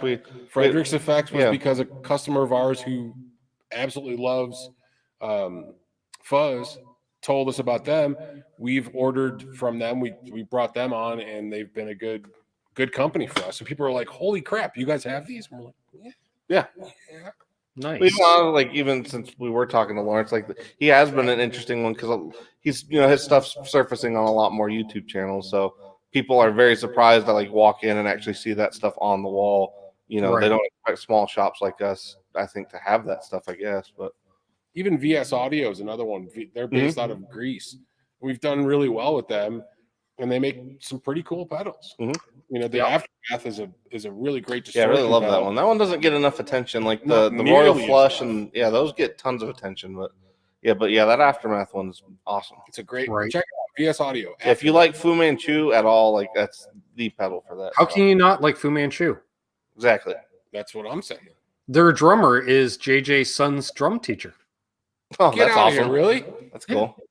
That's cool. Actually, Matt from Texas Toast Guitars knows the guitar player. Oh, Brent, that's pretty cool. The main dude. That's cool. Yeah. Nice. And their bass player makes some cool fuzz pedals. He does. Yeah, he does like the creepy fingers and just a treble booster, and then he does some other really cool fuzzes. Yeah, those are pretty interesting dudes. Yeah, I love that band. That's a great band. One of my faves. Yes, I saw that, Terry. I was getting to both those. Metalhead Hippie wants to know if you've ever heard back from Fuzzlord Effects. Not yet. We had a customer that apparently recommended we pretend to have a malfunctioning pedal to try to get a hold of him and see if that somehow surfaces into his email list. But we'll see. I'm also wondering if maybe we reach out to him on Facebook or something and Maybe I've sent him an email. Okay. And I've sent him 2 emails, and I've reached out through him through Facebook. and I've gotten no response. So, all right. Well, we need you guys then to go out there. if you guys want us to carry Fuzzlord, go tell him you that need we to would tell like. Fuzzlord that they should sell to us. Yeah, There we go. So, one of the moderators can find the contact for Fuzzlord, put it in the chat. Everyone spam the chat and say, you need to be sold through Flipside Music. They don't respond. So, I mean, yeah. Hopefully we can. We just gotta. It'd be cool. We definitely and send Ben a pedal for demo. What's that? They might as well send me a pedal for demo. If you're going to carry them, then I might as well get one to demo. Right. Certainly should. Yeah, he's actually doing a. I know he just did the HM2 clone that he was working on. So that's like the big one that he's launching right now. Hey, do you want to check out a Demogorgon Deluxe? You want me to send you one? Of course. All right, you got to wait till the next batch comes in, but I'll send you. Yeah, we already basically sold out of the. We already ran through the first. We already ran through the first batch. I would love to, of course. Yes. Yeah, because Aaron's been talking about the original like since I've known him. So I think I played with it a bit on his rig, but if you got a guitar that you could at least set up to like E flat, or honestly C is where it really shines. But if you can at least set up something in E flat or even D, that's where it really comes alive. Because I have guitars in both. Okay, sweet. Because that's like the low end. That's like where that pedal really shines. Is like not only boosting the low end, but just like the character of the low end. So it's a Thank fun you, one. Ben Tom. We've now got the fuzzlordeffects@gmail.com email address. Everyone should send their emails to. Thank you. I asked Zach Thong was asking, how is your inventory of left-handed guitars? Honestly, not great. We've been trying to get more of those, but that is a tough spot to get, and the ones that we do get actually do tend to sell pretty damn fast. But yeah, that's something we're trying to get more of. Unfortunately, there's just I'm obviously being left-handed. I'm sure you know it, but there's just not a lot of brands that focus on left-handed players. And so it's kind of hard to even get inventory on that side of things to begin with. But luckily, there are a few brands like Reverend and Squire have a pretty good selection of left-handed models. We just need to get more of them. But if there's anything specifically from any brand you're ever looking at that we already carry, we can always try to get that if you need it. But yeah, left-handed stuff is it's tough because I'm actually left-handed myself, but I just don't play left-handed. I happen to pick up a right-handed guitar, and thankfully it ended up being easier. But I can't imagine, because honestly, like we have like a pretty stable group of left-handed players that come through. Mm-hmm. And the guitars that they get to choose from, I mean, it's not even 1% of what the market is. So, John ZD351 asks if you have any lefty black Strats. We don't at the moment. The only lefty I think I've still got around here. I actually got a high flyer. All right, so we got this cool high flyer. I can't quite see the screen from here. This is a pretty sweet lefty. This is right now, I think, one of the only like semi-Strat style ones that we've got that would be in the left-handed side of things. But it's a pretty sweet one. Oh, they're cool. So the same customer actually that tuned us into Frederick Effects was the owner of this guy. And so, yeah, he's a longtime customer of ours. He's been coming in for at least 5 years now or so. Nice. That's right. Ben Tom is also a lefty that plays right. I'm a lefty that plays right. And then Jamal, he plays lefty. That's interesting. Honestly, it's funny because I remember I've never really taken like guitar lessons or anything. And I remember I was just about to try to take one. And like when I went into that class, there were like 6 people in there that were left-handed but played right. And so anyway, it was just kind of funny because I thought that I would be kind of an outlier in that regard. But it seems like it's more common than I would have thought. Exactly. There's Ike. He's back. Nice. Hello to Jamal. Good to see Jamal in here. We got 52 people watching. Sweet. Questions coming. Rising Havoc's another lefty that plays right. Yeah, I get it. Yeah, I think Metalhead Hippie says Jason's a one-man show, so I'm pretty sure he's busy, but I'd love to see you guys work something out. Exactly. So everyone, hit that email, and hopefully we can get Fuzzlord carried up Flipside, and he can send me a pedal demo. I don't care which one. I'm good. Yeah, he does an FC2 clone, so he does like the old Boss Hyper Fuzz clone, which if you're into Electric Wizard, like the Fuzzlord one is supposed to be like the one. So that's the one I'm probably most eager to to try out. Hey, you know anybody that's got one of those? An FC2? Yeah. No, I don't know anyone personally, no. Actually, I should ask that dude. We got a dude that's been coming in. Like he's actually been What do you buying. got? Don't you got the? Don't you have? A Fuzzlord effect? No. No. The boss. Oh, the Hyperfuzz? Yeah, we both have that. I know. So, Yeah. That's what I was getting at. Yeah. The Hyperfuzz is awesome, like especially we for both got one. One came in the door and Dylan was like, yeah. and it was gone. And I'm like, okay. Yeah. And then the next one that came in, which was probably a year or so later, maybe more. Maybe. I think it was about a As year. soon as it came in the door, a guy had like a half a dozen pedals he was selling us, and it's like, here's your money, and the other one. This went one's right coming in my home with me. Right, the other one went right in my pocket and went home with me. So Yeah, we don't pull that too often, but every once in a while, Ike and I do have to call first dibs on stuff. yeah, we just can't help ourselves. Yeah. Hey, that's the advantage of working in the industry you do. That's a perk of the business, as it should be. I bought a '78 Vibralux last week. Sounds amazing. And it's an amazing. I remember when you sent me that photo. Yeah, And I was like, my God, that's my first amp. Like, literally, I was like, you can crank that to the point where your ears are going to bleed and it'll still be clean as day. it's such a great It sounds amp. so good. It's Yeah. such a great amp. But I mean, we also got like an original '67 Chennai Univibe kicking around over here Yep. Mhm. that we bought from a guy, and it's supposedly Yeah, actually, yeah. I played guess- by Hendrix. I mean, Yeah, no way to verify the provenance, but Yeah, essentially, pretty cool. the previous owner that sold it to us bought it from like the estate sale of Marlo Henderson, and Marlo Henderson was a tech for Hendrix on like the last leg of the Gypsies tour. So apparently, like Chennai used to just send Hendrix, like a dozen Univibes, and he would just choose the 2 or 3 that he liked the most, and then he would give the other ones to the crew. So apparently, that was where the other one came from. Was like it was one that he had given to Marlo, and then Marlo used it in like studio type stuff out in New Mexico, and then it ended up here. And honestly, too, it's one of those things like if you ever get a chance to try Univibe, you'll be tainted. Yeah, for life. it'll mess you up for life when it comes to trying anything else that is like a Univibe. Like there are good pedals out there, really are, but there's nothing that's 100% like it. Right. I imagine that'd be like running through a real Echoplex for the first time. You're like, crap, now I'm spoiled for delays for the rest of my life. And the one we have was refurbished. So the guy we got it from sent it to like one of only a handful of people in the country that actually Knows how repair to- yeah. Univibes to their original specs. And so this literally came back from that person and came to us. So we plugged it in, and it's just like, holy shit! This is Yeah. it is that sound. Well, It's even when amazing. it's like one thing that I don't know if anybody ever talks about this with Univibes, but like even when you bypass it, there's like this slight boost, and like that missing frequency that like Hendrix has in terms of that high end. Like I think that's where it is, because it's hard to describe without hearing it in person. But like that missing sound is in that Univibe in terms of just whatever buffer circuit's going on in there. It makes everything on the tail end of it sound better. Yeah, it's awesome. Yeah. See ya. Have a good night, Craven Soda. Jamal says he loves the Univibe. He would love to own an original one. Yeah, he's a bit of a Hendrix fanatic, so I get it. There's the great Vanzini. Great to see you, my man. I'm gonna go get it and show you. Just because. Rising Havoc is asking if you have any Strat parts caster bodies.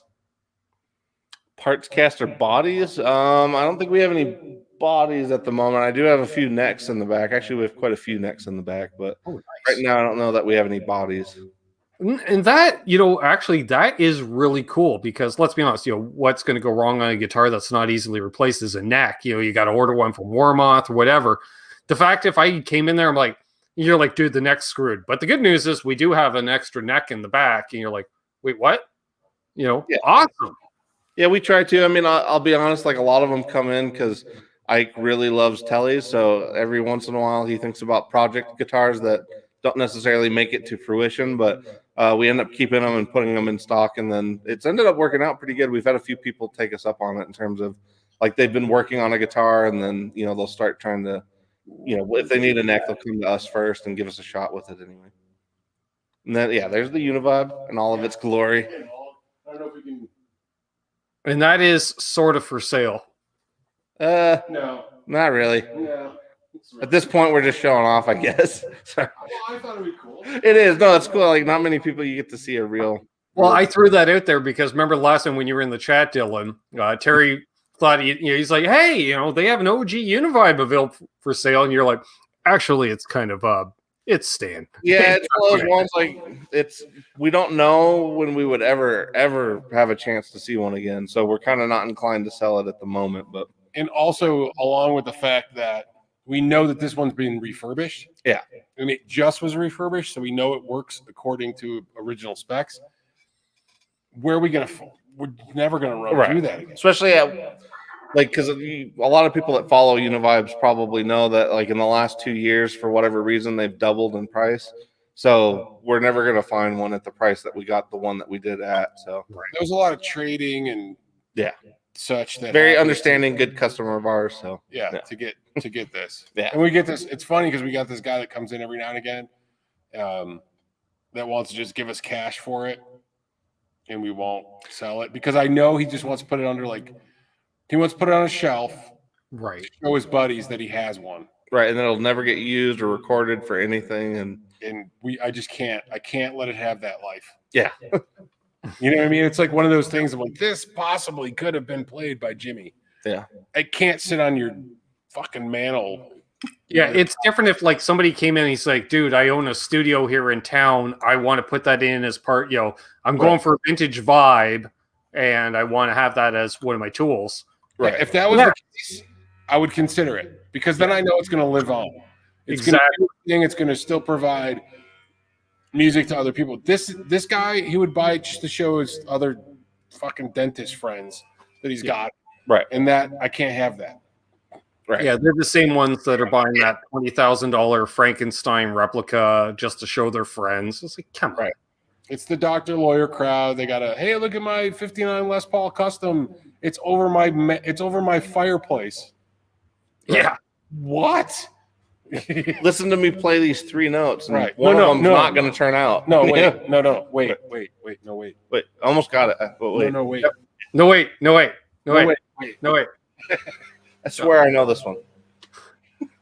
Damn it. I can play it yesterday. Yeah, exactly. Yeah. I played it yesterday. Aaron just says, yep, I love Ike. It's decided. Of course he did. That's how we do. Yeah. Exactly. All right. Anybody else got questions? I was going to say, did you not do a project recently with Reverend Guitars? We did a project. Where is it? We got one up front. Maybe I'll go grab that one. All right. I'm just saying, we might as well. That's really a good call. So what we did was, Reverend's been doing these exclusives for some companies, and Wildwood Guitars, if you guys know about Wildwood, is about an hour north of us. We're in Denver. They're up in Louisville. It's about 45 minutes to an hour, depending on traffic. And they've done some exclusives. Chicago Music Exchange has done some exclusives. So we thought, well, we're small and can't afford anything. Let's try to do an exclusive ourselves. So we weaved our way in, and we're able to secure an exclusive for us. Now, this is what it's called. This is their double agent.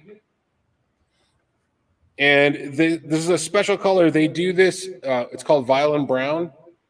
So what was going on was that they had a lot of companies that were kind of asking, but COVID was happening, and we wanted to do a special color.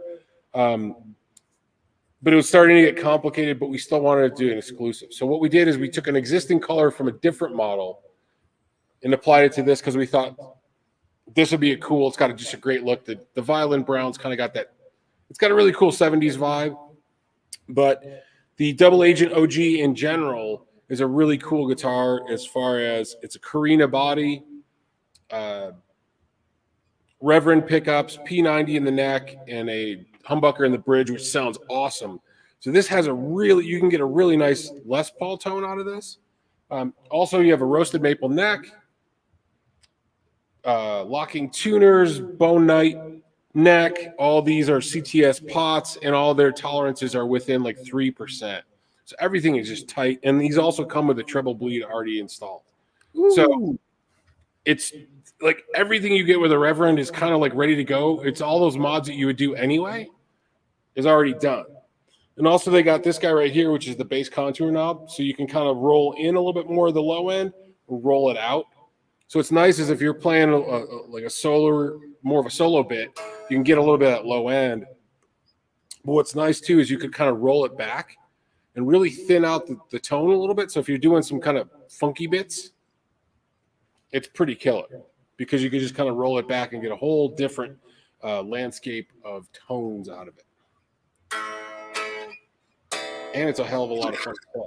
All right, I'm just going to throw it out there. I'm not going to name the person who's been messaging me here, but one of our viewers, and you can appreciate this, like being in Colorado, says, okay, so I ate a gummy. I thought it was like 25 milligrams. I don't know if that's a lot. Turns out I need glasses because it's 250 milligrams. Oh, shit, dude. Is that a lot? I don't normally do gummies. Sorry, I forgot you're live as I'm watching you live. So usually, oh, well, never mind. I've heard I've heard that usually for somebody like my size, 10 milligrams is pretty good. And they get you nice in a nice, comfortable place. Yeah, I'll just say 250 is 10 milligrams. crazy. Yeah. 250 milligrams, you better just start ordering Taco Bell right now. yeah, you're Like, gonna any see- plan to do the next day, just forget about it. Yeah, hopefully you ain't got shit to do tomorrow. Yeah, enjoy the next 10 hours, buddy. And I don't usually do more than 200 myself. And I have a tolerance, but I'll do 200, no problem. Yeah. Well, honestly, like blast if you got a good stereo, turn on a concert and just relax. Well, he's watching us. So that's good. So Well- you're gonna jam out after this. And, the other 8 hours. Yeah. okay, so yeah, we got Ben Tom. He's familiar with it. So he's like 250 is decent. I was gonna say, I was walking around that NAM on 100. No problem. What? Are you guys sure it's 100? Because I was doing 100. Do you guys do like Canadian math on milligrams? is that I was gonna say, is that milligrams? You do go realize but Imperial rate or like? Because all I know is 10 milligrams is pretty good. but I also smoke an ounce a week. Oh, okay. Well, then, yeah. Okay. Maybe you could. You're like, yeah, that even puts me to shame. So Yeah, that's crazy talk, man. So maybe 100 is fine for you. yeah, All I know is milligram gummy. it's like take your weight into consideration, your average diet, then multiply it by a factor of 3, and then subtract the 0. I'm just kidding. carry the one. Yeah. 250. A lot of people is like 100 will do it enough. No way 250. So, someone says, Ben, you're on my level. Perfect. Wow. You found the right channel, buddy. You guys are pro 10 because gummies? I feel like I'm pretty up there. You guys are on another level at least. I don't know, maybe like 10 milligrams goes further here. I don't know because that's crazy. Like to me, even to me, It's the crazy. same. Yeah, It might be altitude here. no, that's true. I like to blame it Yeah. on. Well, That's the nice thing because it's legal here. He bought 10 pieces that are 250 a piece. That can't be right. That can't be. wow. That's fucking ridiculous. I don't even know if they allow us to do that here. That's Yeah. like that's the equivalent of grain alcohol. Can't be. Really? I can't see that far. Hang on. It's not focusing, but trust me. That's gotta a 250 there. Anyway. Oh, they sell that stuff in Washington. Like when I was in Washington, I saw the same thing. So maybe they let you guys get away with a little more than they do down here. Because Oh well, let me ask I don't you even this. know, Is like- that 250 in one square? Yeah. Or the No. whole thing? It's 10. There's 10 gummies in there at 250 a piece. or 25 a piece. Are you sure? No, I'm positive because I can verify that because another buddy of mine, now he made a big mistake. He ate a brownie that he thought was 100. It was 1,000. Where do you Wow. guys live? What are Wow. they doing in Canada? I don't even think they let us buy stuff that high here. I'm serious. I'm serious. Like that. I'm having trouble with this. Yes. No, I'm like, that's literally like 25 of your doses in one Yeah. shot. Yeah. Yeah. You're not supposed to eat that whole brownie. That's a single biter, but he ate the whole brownie, and it took him an hour and a half to put a movie on Netflix. See, I'll do that on 10. Are you kidding me? I'll spend my whole time that I allotted for the movie trying to figure out the movie. On 250, you'd be wandering around South Denver just 250. I'd be sitting in the backyard with my moutons on, drinking fucking beer, ordering chicken wings, watching the stars go by because I can see them. Well, here you go. Like Aaron, who hung out with me for a week in Nashville, he says Ben's a humanoid ficus pine man. Just wait till I hang out for a week in Denver, Ike. I'll be like, so we need to go back to the place. And you're like, dude, you bought a week's worth yesterday. I'm like, yeah, we need to go back to the place. Well, good thing that you can walk there from my house. Yeah, there's one on every corner here, basically. Although we tend to be, I don't know, most of Colorado tends to be about flower more than edibles, but edibles are pretty popular here now. Yeah, I'm more of a flower person because edibles don't do much for me. I'm like, wow, I just ate, like I say, I ate 100 milligrams. I'm like, that just shook off last night's hangover. Like for me, edibles they're a roller coaster. You get ups and downs, which is cool, but you don't get any consistency. Whereas at least with flower, I generally know what to expect. But see, I go the other way. Really? Okay. Little edible and then I'm right where I want to be, and I'm good. Yeah, but you got like the liver of doom, so your liver's like, I got this, no problem. Yeah. It's a profession. Yeah, but that's the ironic. Yet I don't have the biggest tolerance to alcohol. Okay, see, yeah, Ike's got like a good tolerance, but somehow with like edibles, he seems to get way more out of them than I do. Like, I don't know, I get For okay, me, yeah. But like they're up and down, but like Ike always gets like a good, consistent. I don't know. I get to a good spot. Yeah. It's funny. The first time when I first moved back out here, I grabbed some because they were legal. It's legal here, kids. We could do this. It's recreational. It's legal, children. That's why we're having this conversation. It's fully legal here and there. So first time I bought some, it's always been bathtub brownies. I don't know what Yep. Weed butter brownies that your buddies make. Hey, be careful. This will knock you out. Trying coconut oil this time. Yeah. You never know what exactly you're getting, so it's a crapshoot, but you got a general idea depending on who it's coming from. Yeah, my grandma made these. These right.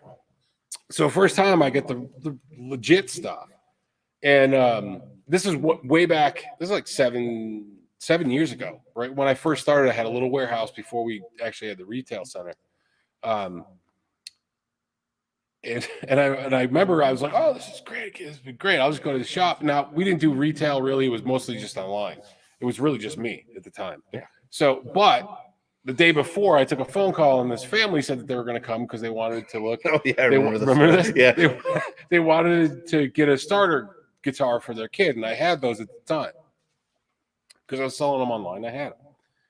Well, so I popped some of these edibles, and I didn't know exactly what milligram or how long or what to expect. I just figured, hey, I'm a relative professional with this stuff. I've been kicking this around since I was about 14, so I should be well equipped to handle whatever's coming next. I feel fairly confident. And I'm at my house, and about an hour after, I go, I probably should get to the shop.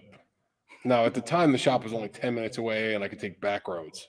Yeah, that was a sweet spot, honestly, because it was only 10 minutes from my house. It was a good spot, but it wasn't a good spot. It was a good spot for us near the house, but not a good spot for. It was a good location, not business. A good building. Yeah. Right. So I go, before anything happens, I better go. Drive to the shop. I get in. Right as I open the door, I'm like,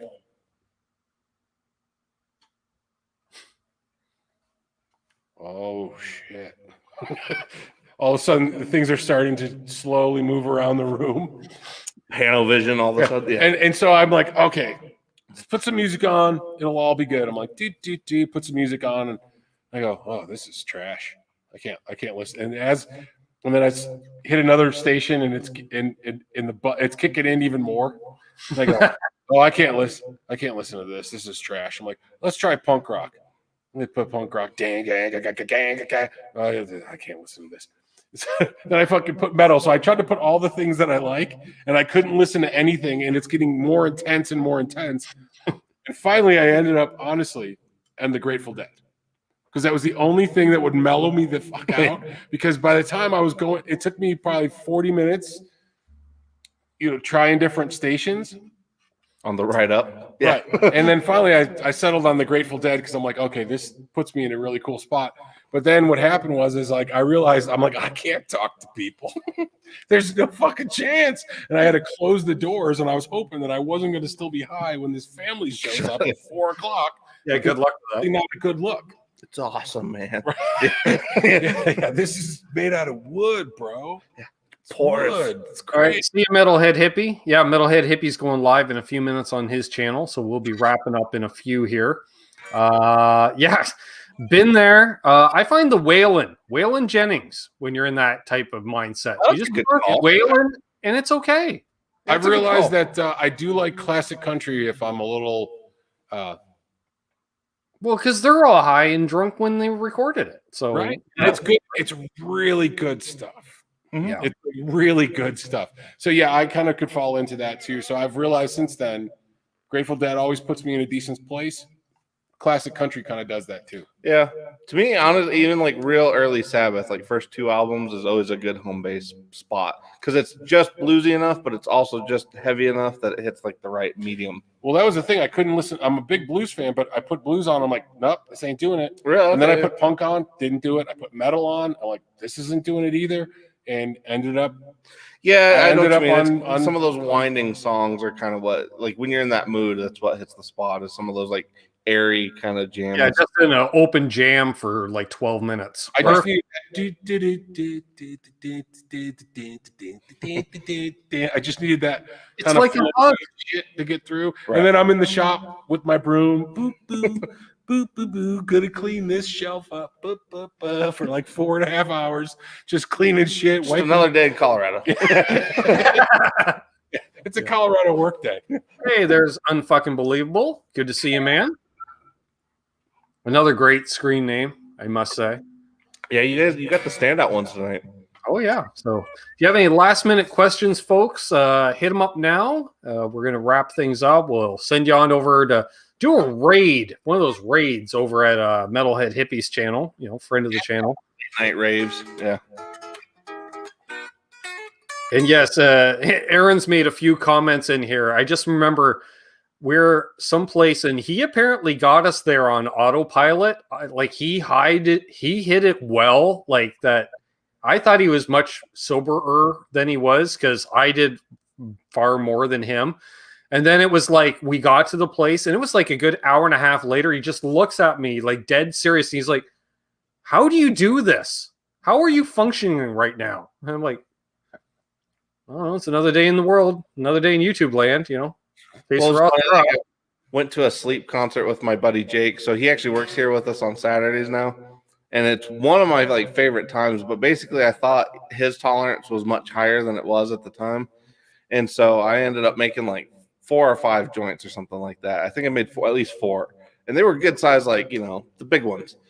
And so we're in the middle of the concert. And like he would maybe get like 4 or 5 hits into each one, and then he would tap out.